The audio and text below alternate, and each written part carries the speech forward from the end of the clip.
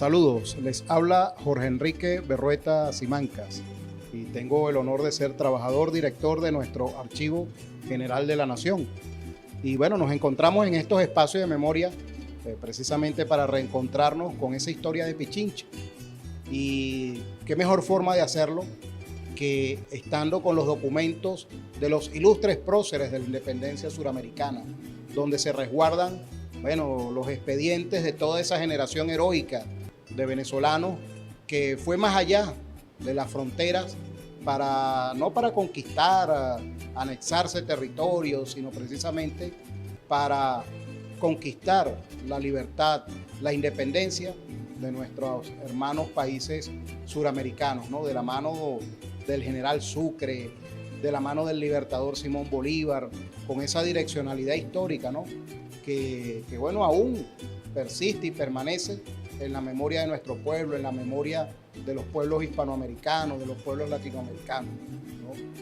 Y bueno, nunca está de más, ¿no? Reencontrarnos y repasar esas líneas de la historia, más aún si resguardamos nosotros acá precisamente esos papeles que son el testimonio, el reflejo, ¿no? El resguardo de esa historia que desarrollaron buena parte de nuestra ancestralidad venezolana.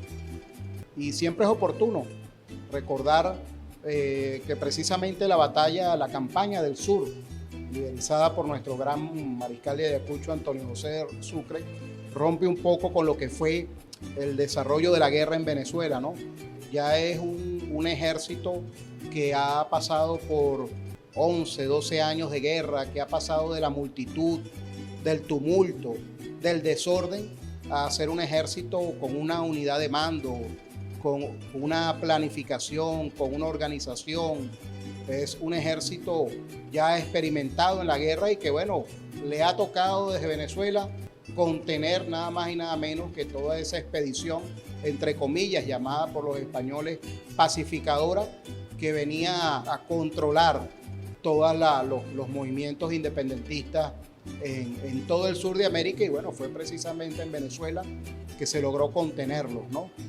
Y esa es parte de esa fortaleza que lleva ese ejército comandado por nuestro gran mariscal de Ayacucho, Antonio José de Sucre, ¿no? También cabe destacar, nosotros lo reivindicamos así, que pudiéramos decir que Sucre es el padre de los servicios de inteligencia suramericanos, ¿no? Porque precisamente nuestro ejército en el desarrollo de esa campaña se valió de eso que hoy llamamos inteligencia social, la información que aportan los pueblos para su liberación. Sucre organizó estas unidades disfrazadas para que se adentraran en los pueblos, recopilaran información sobre los gustos, los sinsabores de esos pueblos, las alegrías, los mitos, las leyendas, los sitios estratégicos, ¿no? Con los arrieros de mula, cuáles eran los senderos más idóneos, más propicios para movilizar las tropas. Entonces estamos en presencia de una campaña que se está planificando, que se está haciendo con la máxima organización militar y que no deja de tener la expresión de estos servicios de, bueno, un conglomerado de hombres y mujeres que está suministrando la información al ejército patriota, al ejército libertador, ¿no? Y es así como eso es lo que hace posible que un ejército de esa magnitud pueda llegar prácticamente invisible frente a los ojos del enemigo a las faldas del volcán Pichincha, ¿no?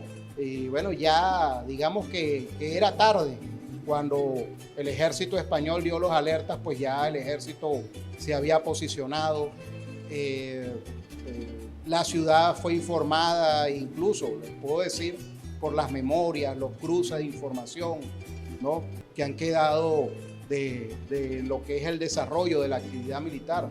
En estos espacios también se resguarda el original del archivo del gran mariscal de Ayacucho, Antonio José de Sucre, que la nación pues lo ha recuperado, ¿no? Desde las primeras décadas del siglo XX, ¿no? Muy puntualmente 1936-37, la nación adquiere el archivo de Sucre, y hay muchas de esas historias que han pasado desapercibidas, ¿no? Y son las diferencias que permiten entender por qué se logran esos triunfos extraordinarios, ¿no? Es la gente, es eso que hoy llamamos unión cívico-militar, ¿no? La participación del pueblo, la participación de las mujeres, de los aborígenes, y bueno, con el ejército patriota, ¿no? Y en ese informar, ¿no? Les puedo decir que ya cuando llega la noticia de la inminencia de que se va a desarrollar en la batalla, ya las fuerzas propatriotas en Quito estaban informadas. Incluso está la memoria de nuestra Manuela Sáez, donde ella confiesa ahí que ellos mantenían una información con estos guías que se adelantaban, con estos arrieros de mula que en teoría estaban en el tema del comercio, pero realmente estaban apoyando, estaban llevando información a la gente de Quito para que estuviera preparada para lo que sería, bueno, apoyar el esfuerzo de guerra. Una vez vencido en la batalla el ejército español, pues obviamente la ciudad iba a ser sitiada por el ejército patriota, y bueno, para que las fuerzas propatriotas estuvieran activas, estuvieran alertas, estuvieran dispuestas para la lucha, para el combate, cuando así se requiriera. Pero fíjense, hay algo que destacar y que reivindicar de Pichincha, ¿no? Que tenemos un gran mariscal de Ayacucho que, a pesar de no existir ningún papel firmado que comprometiera, digamos, lo que había sido la experiencia en Venezuela del Tratado de Regularización de la Guerra, tenemos a un Sucre que lleva una direccionalidad de eso que hoy llamamos el derecho internacional humanitario, y a pesar de la victoria en Pichincha, ¿no? Él concede la posibilidad al enemigo en ánimo de evitar el mayor derramamiento de sangre de los pueblos, ¿no? Que entregaran la ciudad, ¿no? Y bueno, se llega a un acuerdo, y es así como no hizo falta esa explosión social, ¿no? Para liberar Quito luego de la batalla de Pichincha. Y bueno, es que no el 24, sino el 25, después de mediodía, entran triunfante el ejército republicano a la ciudad de Quito, ya la Quito liberada, la Quito patriota, la Quito que está celebrando, ¿no? Con ese tricolor que nos ha acompañado a lo largo de la historia, ese amarillo, ese azul, ese rojo, que es la expresión de lo que han sido nuestras luchas en el sur de América.